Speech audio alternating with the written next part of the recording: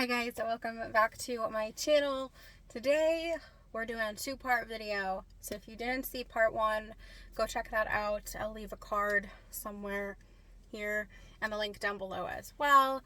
Talking about my reaction to it, where I'm at a year later, and kind of how I'm feeling. So there's pretty much three answers that I'm going to be giving, three updates that I'm going to be giving. So I took this video that you saw in part one, and again, if you didn't watch it, go watch that first. It'll make a lot more sense to this video. That about a little over a year ago. Today's actually March 31st, 2023 when this goes live. The first part I took, I believe it was March 12th, 2022. You can clearly see that it is from a while ago because I look different. I have a different colored hair. I have red hair. But I took that and I take and still do video clips of myself in different situations. When I need to talk, when I just need to work things out. Sometimes I need to do that for myself, and it really, really helps. And I want to see the progress that I make in 6 months time, in a year time, maybe even 5 years time. It's really good for me to see that progress. So that's why I do this. I don't do it to get attention. I actually do it to learn from it and to make myself in the moment realize that how I'm feeling at that point in time is going to be beneficial in the long run, that I'm not going to be stuck in this feeling forever. So how I was feeling back then was very lost, very alone, very unsure, scared, a lot of different feelings because I was trying to navigate a huge breakup. I was trying to navigate being back in my parents' home. I was trying to navigate finding a new Cyan. I hadn't been faced with this different life yet. I hadn't been single in over 5 years, and I had never been single in my 20s, in my early 20s, an adult with a job and responsibilities, and a dog mom, and then moving back into my parents' space. I was navigating all of those feelings and those things. I lost an identity. I was a girlfriend, my own home. I was going towards the life that I thought I wanted. And I still do want. I still want to be a wife and a mom someday, but I'm further from that. But at that point in time, I was losing every piece of me. And it was really, really scary. I didn't know where to go. I didn't know what I was doing. But one thing that I did recognize was I was scared to be alone. Mentally. I know I'm not alone physically. I've always known that. It's just more so mentally. And I was afraid to close myself off, to not allow new people in, to not allow my emotions to be shared. I was afraid that I was going to close myself off. I was afraid that I would never trust again. I was afraid that I would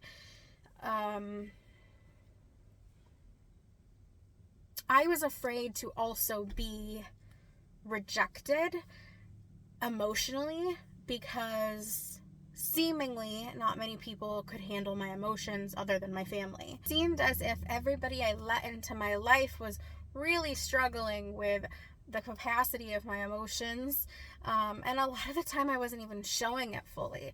So I felt like, well, this is a part of me. I am an emotional person. I cry at the drop of a hat. I get stressed. I am very vocal about my emotions.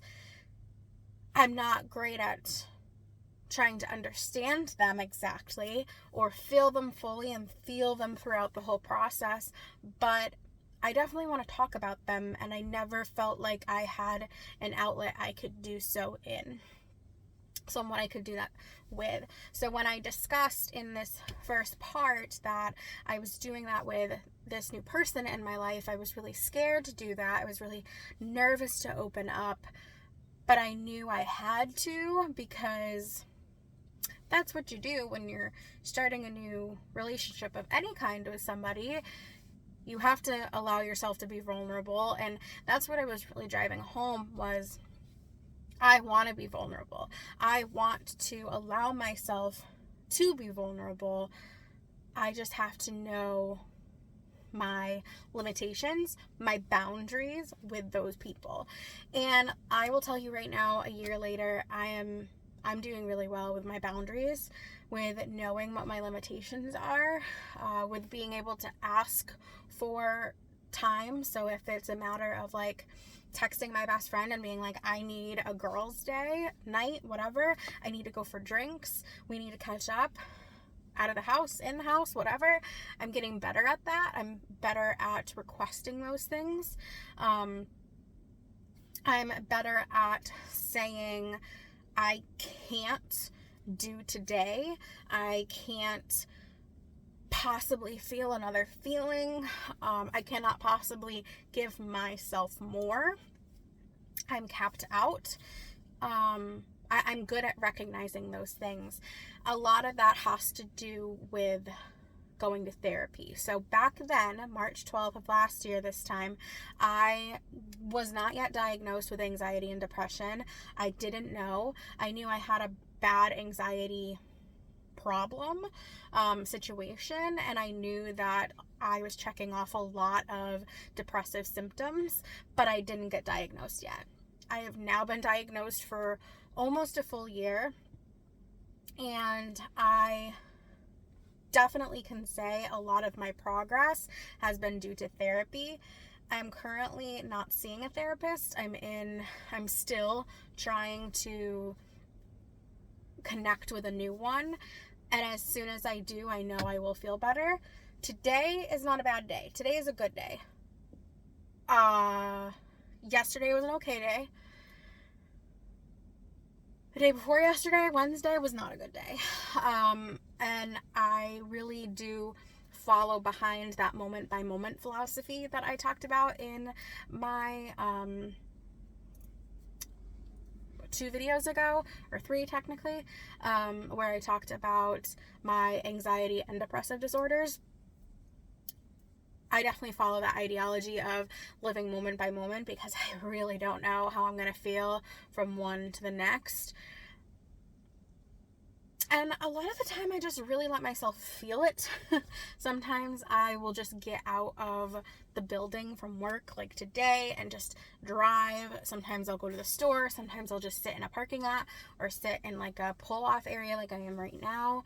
And sometimes I'll just talk to the camera. Sometimes I'll just sit there and scroll on my phone. Sometimes I'll get distracted and go shopping. It really depends on the day. Sometimes I really just feel into it and watch and listen to things and try to talk to people. And other days I just completely close myself off. It depends on the day and the moment and the severity of the situation. Back then, and you can see it in the video, I noticed, and I kept it in because it's really important for me to see, and it's really important for others to see. You can have realizations in a moment and feel really good about watching it. I said it again in the other video, that I will never dog on, I will never talk badly about, there's no reason to, my ex. I have a lot of love for him still, and I hope he is doing well. I am not in love with him anymore. I'm very well past that, but a year ago, I was still very much in love with him. I was falling out of love with him, and I was finding ways to work with that, and one huge thing for me was realizing that dates aren't as important anymore. I'm a very date driven person. I thought that September 12th was going to live in my head forever, and I would always think of that day as the day that him and I broke up.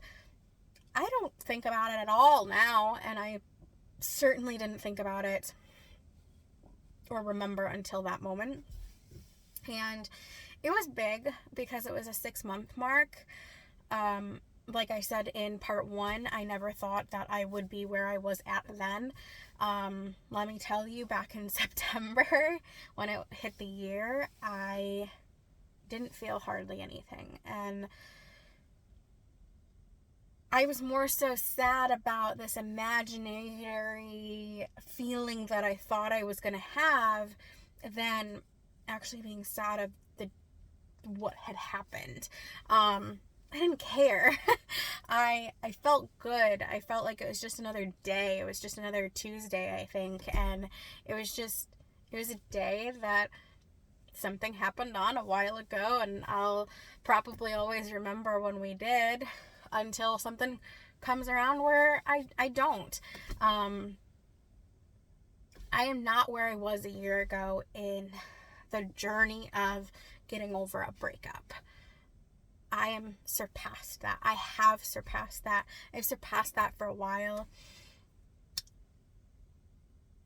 I am on to bigger and better things. I'm on to bigger and better relationships, healthier relationships with myself.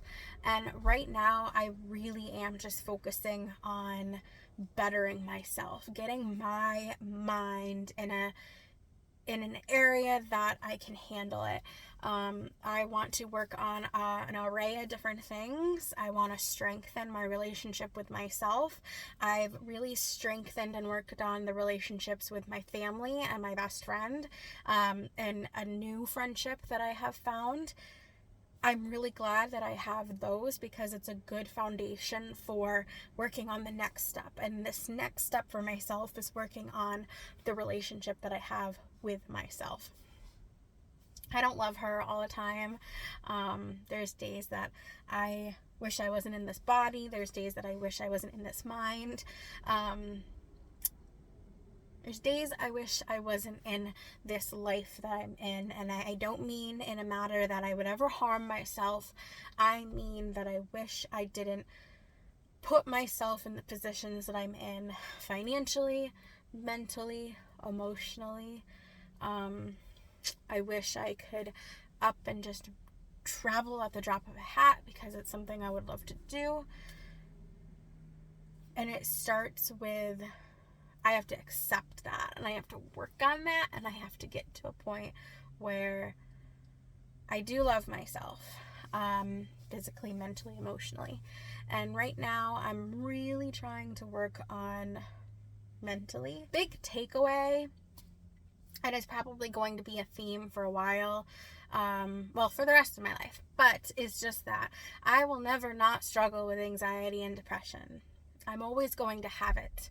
I'm always going to be anxious. I just might adapt into different forms.